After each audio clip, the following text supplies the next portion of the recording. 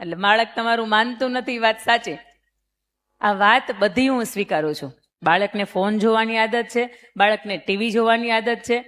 તમારું નાનું નાનું જે ભૂલકું હવે દુનિયાને સમજતા શીખ્યું છે, આ વ્યક્તિ હવે થોડી થોડી જિદ્દી થઈ જાય છે અને એ બાળક છે એ તમારું કોઈનું માનતું નથી.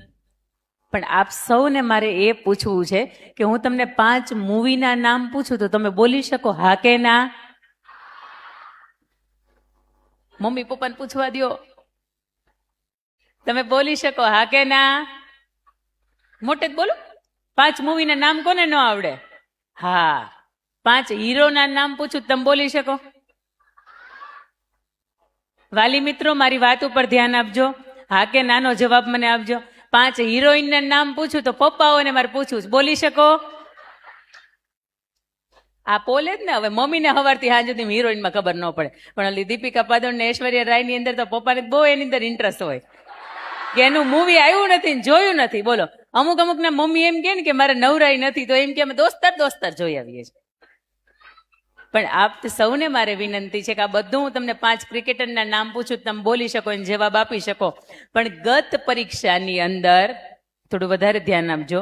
ગત પરીક્ષાની અંદર તમારા બાળકના છેલ્લા 5 વિષયની અંદર કેટલા માર્ક આવ્યા છે, આ તમને હું સવાલ પૂછું, તમારે જવાબ આપી શકો? જય સીતા રામ. આ લોકો સવારના સાક્ષી છે. જેનો જવાબ તમારી પાસે નથી ને જવાબ છે જય સીતારામ. આવો થોડાક આપણા બાળકોની અંદર આપણે સમય આપતા શીખીએ ને, સમય આપશું ને તો એનો આનંદ કંઈક અલગ છે.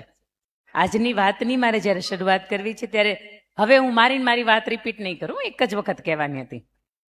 આજની જ્યારે વાતની શરૂઆત કરવી છે ને ત્યારે બીજા 2 પ્રસંગો મારે આપને કહેવા છે. અમિતાભ બચ્ચન એટલે એક એવો વ્યક્તિ કે જેને એના અવાજના કારણે નોકરી નહોતી મળી શકી. તમને ખબર છે? એના અવાજના કારણે નોકરી નહોતી મળી શકી. આજે કેબીસી એટલે અમિતાભ બચ્ચનનો અવાજ યાદ આવે. સચિન તેંડુલકર ધોરણ 10 ફેલ હતા. વિરાટ કોહલી બેટ રમવાની બોલ રમવાની તૈયારી કરે ને ધોરણ 12મું બરાબર અને પિતાજીનું દેહાંત થાય. ઓબેરોય એના જીવનની અંદર એના હોટલની અંદર વેઇટરનું કામ કર્યું છે. રોનાલ્ડો મેસી તમે નામ સાંભળ્યું છે ને? આ દરેક વ્યક્તિ એવું કહે છે કે અમારા જીવનની અંદર મજૂરી કરવાનું કામ કર્યું, અમે મોચી તરીકેનું કામ કર્યું છે. આ દરેક વ્યક્તિના ઉદાહરણો ઉપરથી એ વાત સાબિત થાય છે, જીવન એ નથી કે જે તમને મળ્યું છે. જીવન એ બિલકુલ નથી કે જે તમને મળ્યું છે. જીવન દોસ્ત એ છે કે જેને તમે બનાવો છો. ગરીબ ઘરની અંદર જન્મા હોય ને છતાંય દેશને નામાંકિત કરી શકે આવા પ્રતિભાશાળી વ્યક્તિત્વ જો તમે બની શકો તો જીવન બદલાઈ જાય. પણ તમે ઈચ્છો કે મારી જીવન જ ઝૂંપડાની અંદર શરૂઆત થઈ છે અને તમે મરો ત્યાં સુધી તમે ઝૂંપડામાં મરો તો એ ચોક્કસ તમારી ભૂલ છે. આવું ઓબામા એવું કહે છે, બરાક ઓબામા એવું કહે છે કે તમારો જન્મ ગરીબ કુટુંબની અંદર થાય તો એમાં તમારો બિલકુલ વાંક નથી, પણ તમારી મૃત્યુ ગરીબાઈની અંદર થાય ને તો ચોક્કસ તમારી ભૂલ છે.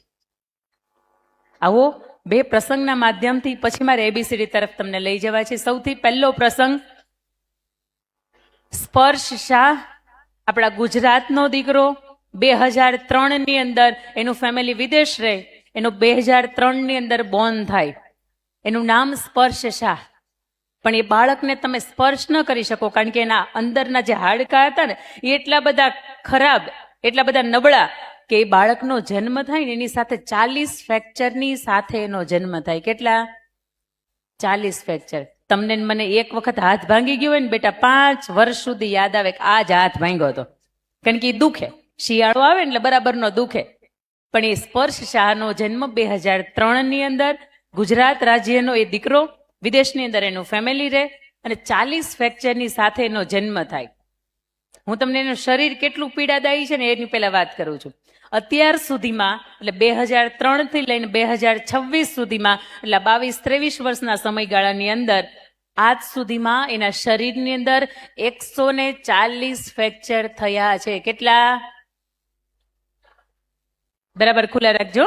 અને એકે વાતની અંદર તમને એમ લાગે ને કે આ ટાઢોડાની અસર છે આયા, તો આને ગૂગલ કરી લેવાની છૂટ.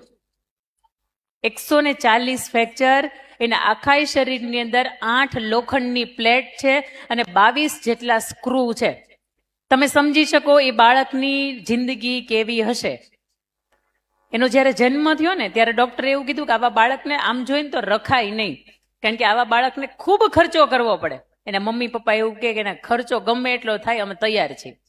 બાળકને 6 મહિના સુધી એને પેટીમાં રાખવામાં આવે, અંડર ટ્રીટમેન્ટ રાખવામાં આવે, અને બાળકને 6 મહિનાની અંદર 3 કરોડથી વધારે ખર્ચો થાય. બાળક ઘરે આવે, એના મમ્મી બધું જ કામ મૂકી દે, એનું એક જ લક્ષ્ય કે મારા બાળકના જીવનની અંદર હું એને આત્મનિર્ભર કેવી રીતે બનાવું. મોદી સાહેબનું સૂત્ર છે ને કે આત્મનિર્ભર ભારત. તો મારા બાળકને હું આત્મનિર્ભર કેવી રીતે બનાવું, એના માટે શું કરી શકાય. દરેક બાળક હોય ને, દરેક વ્યક્તિ હોય ને, એના જીવનની અંદર એક કળા એવી હોય કે જો એને ઓળખાઈ જાય ને તો એ કળા સાથે આગળ વધે ને તો એમાં વિશ્વ લેવલ સુધી પોતાનું નામ રોશન કરી શકે. એટલે એના માતૃશ્રી એને બોલતા શીખવે. જીભ એક જ વસ્તુ આખા શરીરમાં એવી છે, એક જ અંગ એવું છે કે એની અંદર હાડકું નથી, એટલે એની અંદર ફ્રેક્ચર થવાની બીક કોઈ પણ જાતની નથી. એના માતૃશ્રી એને બોલતા શીખવે, એને ગીત ગાતા શીખવે, અને આખું શરીર એનું એક સરસ મજાની ચેરની અંદર આજે પણ એના મમ્મી નવડાવે છે, આજે પણ એના મમ્મી એને જમાડે છે, આજે પણ એના મમ્મી છે એને કપડાં પહેરાવે છે. એ બાળક ધીરે ધીરે ધીરે કરતા મોટું થાય, એ બોલતું થાય, એ સંગીતની અંદર થોડુંક આગળ વધે. એના મમ્મી હાર્મોનિયમ બગાડીને પાછળથી બેઠું બેઠું એ બાળક ગાતું હોય. એ બાળક 8 વર્ષનું થાય ને ત્યાં સુધીમાં એટલું સચોટ રીતે ગાતું હોય, એટલું સરસ રીતે બોલતું હોય, અલગ અલગ વિષયોનું એટલું સરસ એનું નોલેજ હોય કે 8 વર્ષનું થાય ત્યાં સુધીમાં તમે yahoo.com નામ સાંભળ્યું છે, હા કે ના? હા. 8 વર્ષનું થાય એટલે yahoo.com કંપની વાળા એ બાળકને વિશ્વનું શ્રેષ્ઠ બાળકનો એવોર્ડ એને આપે. એનાથી થોડું મોટું થાય 13 વર્ષનું થાય, પહેલી વખત એ ટોક શો કરે, અને ટોક શો ની અંદર 2.5 કરોડથી વધારેના ફોલોવર્સ, આજે તો 3-3.5 કરોડ એના ફોલોવર્સ પહોંચ્યા હશે. આજ સુધીમાં 7 દેશની અંદર 200થી વધારે મોટિવેશનલ સેમિનાર કરે, ગીતો ગાય, અને મહત્વની વાત તો એ છે કે આટલા પીડાદાયી જીવનની સાથે સતત એને સૂતું રહેવાનું, કે એની જે એક રેસ્ટ ચેર હોય ને એની અંદર બેસવાનું. એ બાળક તમારી જેમ હાલી ન શકે, એ બાળક તમે ઈચ્છો ને એ પ્રમાણે જમી ન શકે. થોડા વર્ષો પહેલા ડોનાલ્ડ ટ્રમ્પે મોદી સાહેબને જ્યારે બોલાવ્યા અને હાઉડી મોદી કાર્યક્રમ એણે કર્યો ત્યારે 50-60 હજારની જનમેદનીની વચ્ચે પોતે ભારતીય રાષ્ટ્રગીત ગાનારો આ પ્રથમ વ્યક્તિ હતો જે અહીંયા હતો ને, જ્યારે પોતે નાનો હતો ને અહીંયા ઇન્ડિયાની વિઝિટ ઉપર આવે ને ત્યારે એને મોદી સાહેબને મળવું હતું. પણ આ વાતની જાણ જ્યારે મોદી સાહેબને થઈ ને કે તમારો ભારતનો એક વ્યક્તિ છે, આટલું બધું શરીરની પીડા છે, આટલા બધા ફ્રેક્ચર્સ છે, છતાંય તે પોતાનું શ્રેષ્ઠ યોગદાન આપે છે. અને રાષ્ટ્રગીત હમણાં જે ગાયું ને એ સ્પર્શ શાહે ગાયું. એટલે મોદી સાહેબ એને બાળકને મળવા માટે ગયા હતા, અને એક પત્રકારે એને પૂછ્યું કે તમારું આટલું બધું પીડાદાયી જીવન છે, છતાંય તે તમે આટલું બધું શ્રેષ્ઠ કેવી રીતે કરી શકો, તમે વિશ્વવ્યાપી કેવી રીતે બની શક્યા, આટલા બધા તમારા કરોડો ફોલોવર્સ કેવી રીતે થઈ શક્યા, તમને શ્રેષ્ઠ એવોર્ડ મળ્યા છે, કેવી રીતે, હાઉ ઇઝ ઇટ પોસિબલ?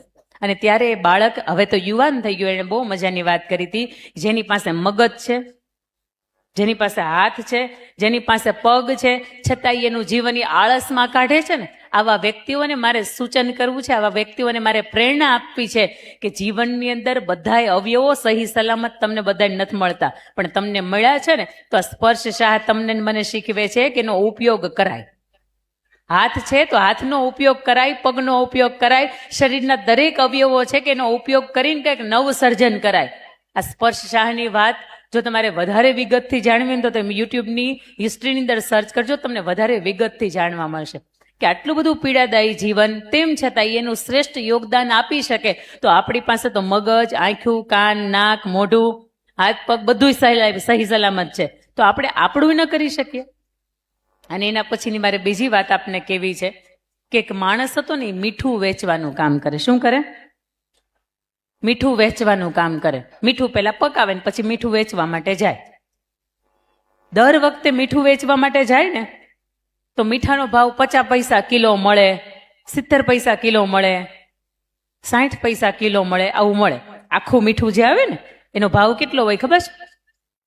₹1.5. કેટલો? કિલાનો ₹1.5 હોય. એ પ્રોસેસિંગ થાય ને તમારા સુધી પહોંચે ને ત્યારે 20-25 રૂપિયા થાય. એ આખું જે મીઠું હોય એનો ભાવ આટલો હોય, વધીને કદાચ અત્યારે ₹1-1.5 થયો હશે.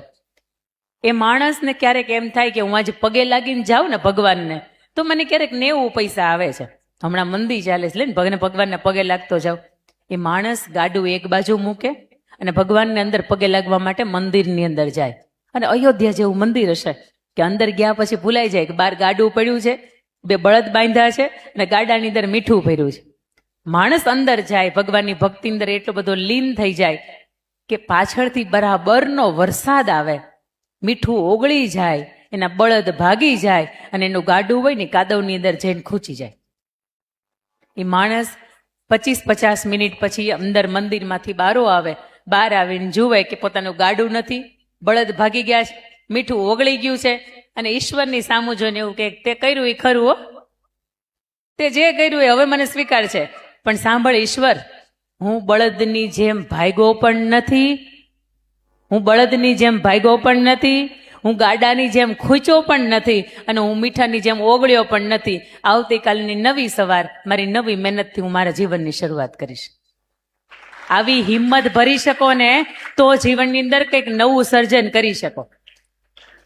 બાકી એક વિષયમાં ફેલ થઈને અરે મરી ગયા, નહીં બેન તમે જીવો છો, બેન જીવો છો, જાગો જાગો, એક ટ્રાય આવશે, એમાં તમે પૂરક પરીક્ષા આપીને ફરીથી તમે પાસ થઈ શકશો. અહીંયા બેઠેલા વિદ્યાર્થીઓ કેટલામું ધોરણ ભણે છે? 12 સુધીના, 12 સુધી, 10 સુધીના. 12મા વાળા ક્યાં છે? ઓકે. અને આ નાનું ધોરણ? નાનું ધોરણ હા કે ના? કેટલામું હતું? 6. ઓકે ઓકે, હવે ખબર પડી ગઈ મારા અમુક તીર ક્યાં મારવાના છે ને, સવારમાં જ ખબર નહોતી. આવો હવે આપણે ABCD તરફ જવું છે. આપણે મેં તમને કહ્યું એમ કે સવારમાં એ કંટાળો હોતો હોય ને એને હુઈ જવાનું છૂટ હો. હું કામ એને ખબર છે? શું કામ એને? ઘરનું મકાન હોય, સરસ મજાનો બંગલો હોય, ઘરનો પોતાનો પર્સનલ બેડરૂમ હોય, ઓઢવાનો ચાદર હોય કે ઓઢવાની જે રજાઈ હોય ને 4-4, 5-5, 10-10 હજારની હોય, તેમ છતાંય તે અડધી રાતની અંદર 10 પડખા ફરે ને તો એ ઘણાને ઊંઘ નથી આવતી. એને 2-4 ટીકડીઓ ઊંઘની લેવી પડે પછી ઊંઘી શકે. પણ એ અંકિતાબેન બોલતા હોય ને તમે હુઈ જાઓ, હા હા હા, મોજની આનંદની વાત છે કે તમે હુઈ શકો છો. એક વખત બીજી મજાની વાત એ કરવી, તમારી બાજુમાં બેઠેલું પાત્ર છે ને એની સામે જો તમારી બેનપણી જ બેઠી છે, જો તો એક વખત જોવો તો બેનપણી બેઠી છે, બેનપણી બેઠી છે. આવું કેમ બન્યું ખબર છે? કેમ બન્યું આવું? બેનપણી આગળ બેસી ગઈ હતી, હું પાછળ રહી ગઈ હતી. હું ક્યારની વાટ જોતી હતી કે થોડુંક મંચ આગળ પાછળ થાય ને એટલે હું મારી જગ્યા છોડીને દોડીને એની બાજુમાં બેસી જાઉં. આ પ્રસંગનો આનંદ લેવો હોય ને તો બાજુમાં ગમતું પાત્ર હોય ને તો મજા આવે ભાઈ. ગમતું પાત્ર બાજુમાં ન હોય તો મજા આવે. તમે મને આવો હોકારો દેજો એટલે મને મજા આવે. એટલે મને એમ લાગે કે તમે જાગો, તમે સૂતા તો હવે સૂતા નહીં. કારણ કે એકને એક વસ્તુ સાંભળવાની અમુક લિમિટેશન હોય. બીજી વાત કે એકને એક વ્યક્તિને સાંભળવાની 3 મિનિટની લિમિટેશન હોય. 3 મિનિટ પૂરી થઈ જાય એટલે બધું ઉપરથી જાય એટલે એને શું કહેવાય? જય સીતા. પણ તમારો હુઈ ગયા હશો ને તો તમને સપનામાં આવીને અમુક વાતનું અહીંથી કહીને જાય, પણ મને એમ લાગશે ને કે આ વાત બરાબર એકના મગજમાં નથી ઉતરી ત્યારથી સુધી આ મંચ હું છોડીશ નહીં. ABCD નો A આજ સુધીમાં તમે શું ભણ્યા છો? A ફોર અને Z ફોર. આજની ABCD એવી છે, A ફોર એમ, Z for 0 to hero. Hero બનવું છે ને? બનવું છે ને? શૂન્યમાંથી સર્જન કરવું છે ને? આજનું જે જીવન છે વજન કેટલું હશે?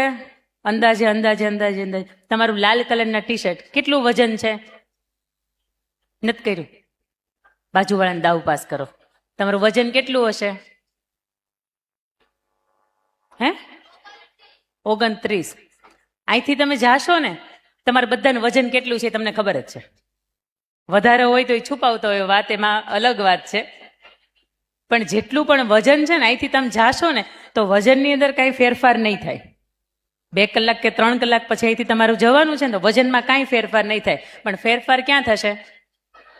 વિચારની અંદર. અને આ વિચારની અંદર ફેરફાર થાય ને એટલા માટે જ સુરત અહીંયા હરિભાઈ કેમ્પસના માધ્યમથી અહીંયા આવવાનું થયું છે મારે. બીજી વાત કે કોઈ સ્ત્રીને પૂછવામાં આવે, કોઈ દીકરીને પૂછવામાં આવે કે તારી ઓળખ આપ,